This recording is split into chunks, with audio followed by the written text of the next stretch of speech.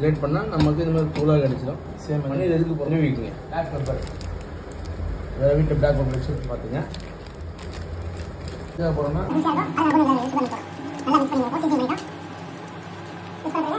மாவு சொல்லுவாங்க டம்பர் போடுறோம்.